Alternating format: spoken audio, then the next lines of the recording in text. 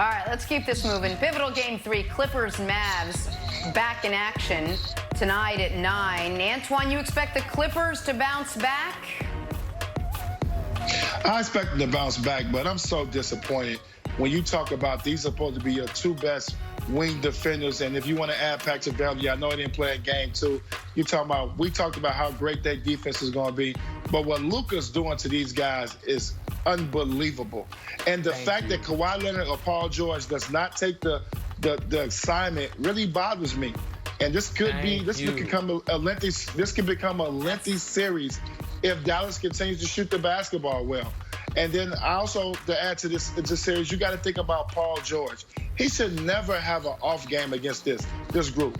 You're talking about Tim Hardaway, Curry, Trey Burke. These are the type of guys they got guarding him. You're not able to get your game off against these guys. I think they got a lot of work to do. They probably got a little break playing a young, inexperienced playoff team in Dallas, so they'll get out this series. But they're playing Denver. Probably playing Denver second round is going to be a little bit tougher. And an amen from the congregation. Antoine, you and I are the only two people in America, evidently, that have been watching this series the same way. I echo everything Antoine said, but I will take it a step further in this regard. I expect the Clippers to win tonight. If the Mavericks win tonight, they are winning the series. If the Mavericks win tonight, they are going to knock the Clippers out in this series. The Clippers showed up for 3 minutes in game 1 and then coasted and then got a gift by Kristaps being thrown out. That shook them to their core so much they trailed every minute of game 2. When Luka gets in foul trouble, that helped them so much they couldn't cut it to single digits once in the fourth quarter.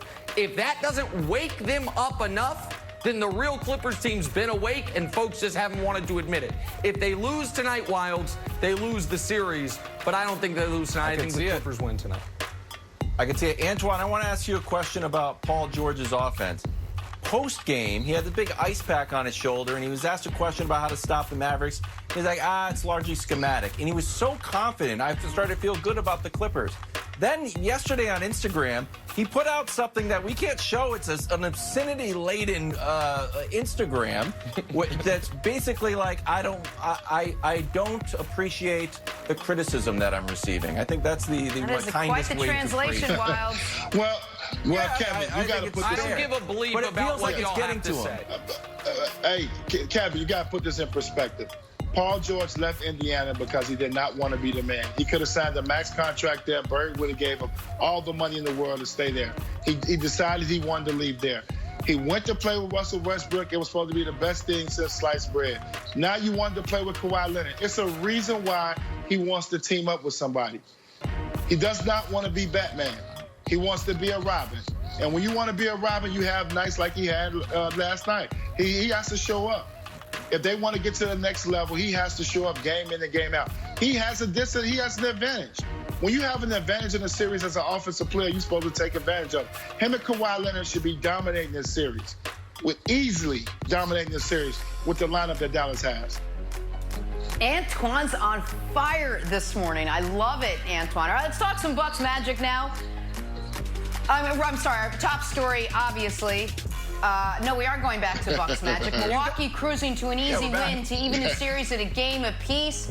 Antoine got me all kinds of confused. Look much more like the Bucks that we're used to seeing. Nick, did last night prove that maybe Game 1 and the way that the Bucks played in Game 1 was just a fluke, and this is the real Milwaukee team? Well, I, like Jenna, am much more interested in the Lakers story, so I will be very, very quick here. The Bucks were great in the first quarter defensively, and then they kind of coasted again. I said yesterday, listen, I think the Bucks should win this game by 25. They were en route to that. They took their foot off the gas. All of a sudden, it's a 9-point game in the fourth quarter. But Antoine and Orlando, it's like, wait, are they going to do this again?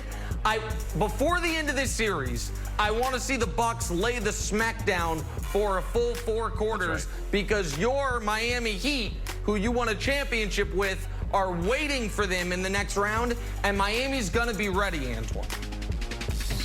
I knew the Bucks would bounce back. Really disappointing that Chris Middleton only 1 for 8 last night. He's got to get going. He is a huge part of their success. So they still got their work cut out.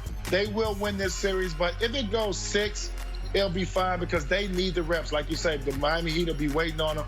They need to get back to playing good basketball. And this was a baby start to playing good. As this series goes along, they'll get back. They need the reps. Okay, they need the reps. I'd rather have them just win the games outright. Antoinw, I know you were talking about point differential and you didn't care how much the Blazers lost by. It made me feel good, but my favorite stat was how good the Bucks were. This is all pre-bubble. They were 5th best all time. Post-bubble, it changed. They struggled so much. They dropped all the way down to 12th, so my favorite graphic doesn't work anymore. The good news is the 10th and 11th team also won the championships, the Celtics and the Warriors. So my favorite graphic got a little bit less good, but Nick, I agree. I want to see big wins, not just squeaking out wins, big wins to have some confidence in the Bucks. They're ramping up. Let's see them finish it off. This thing shouldn't go 6. If it goes 6, Antoinw, they're in trouble. You can't lose another game to the Magic. Here we go. Stop it. Top story this morning, Lakers, Blazers. That series now all tied up after the ADs cruised to a win over Portland. Anthony Davis, 31-11. A much quieter night for the King. 10 points, 6 rebounds, 7 assists. He had 6 turnovers in this one. Nick, any reason to be worried about LeBron's lack of offense in last night's win? I was asking for a friend, obviously. Listen, I'm not concerned at all. And I do, it is so great how LeBron gets evaluated. Game 1, he throws up 23, 16, and 17. Would have been 23, 16, and 25 if Lakers could hit open shots. And stats don't matter because the team lost. Game 2, they dominate start to finish. Take the lead 3 minutes into the game, never relinquish it, get up 30. LeBron has it in second gear at most throughout. It's like, oh, I don't know, man. Looks awful old. I know he's going to finish second in MVP this year, won the assist title, changed position, was the best player in the NBA in his conference all year long, but I don't know. Maybe we're in a different phase of LeBron's career. Color me skeptical of that.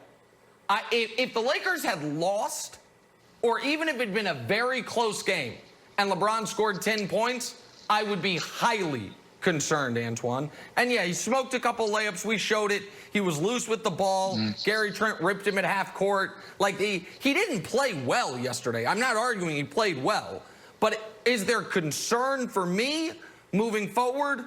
None whatsoever. If he needs to take over one of these games, he can. He is focusing on, first and foremost, getting Anthony Davis going, which happened yesterday, and secondarily, finding guys who can hit shots. KCP did it yesterday. Danny Green is still on a milk carton. Hopefully he shows up. And so I'm not concerned about it, Antoinw. He got away with still trying to get guys involved last night, and they made shots. They made 5 threes the first game, made 14, obviously last night. So obviously it looks like that style can work if other guys are making shots. My concern with LeBron is that he was not that great in the bubble. The first 8 games prior to starting the playoffs. I don't think he was that great offensively. So at some point he needs to get going offensively, because when you start facing the Houston Rockets and possibly the Clippers later down the line, he has to be good offensively. And we never seen LeBron really kind of struggle like this offensively, especially in the playoffs. And I'm not saying he's not human. He's not going to have a bad game. He's won one in the series that I do believe he's going to win. But I am going to say this, Nick, and I'm going to say it again. You have to respect your opponent, and their opponent is the Portland Trail Blazers, and they're a good team. This is not the Portland Trail Blazers we saw during the team. This is a more healthier group, and they're playing with them the top 5 best players in the league. This is going to be a good series.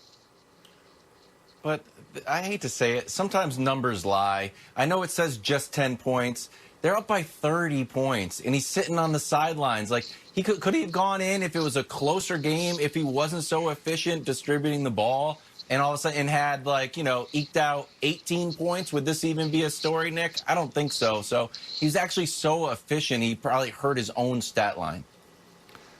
And by the way, listen, I agree with Antoinw. LeBron has not put together back-to-back excellent games in the bubble. he will against the Rockets. I don't know if he will against the Blazers. I don't actually think you have to respect him that much. Antoinw and I can argue more about that later. But against the Rockets, in the conference finals, and in the NBA finals, all those opponents are going to demand your utter attention, and we'll see the real LeBron James stand up. I'm not concerned, Jenna. All right. Eminem, what did Gronk say about Brady that should have Bucks fans feeling just downright giddy? That's next. But first, guys, listen to how Gronk is feeling these days. An answer only my 5-year-old could love.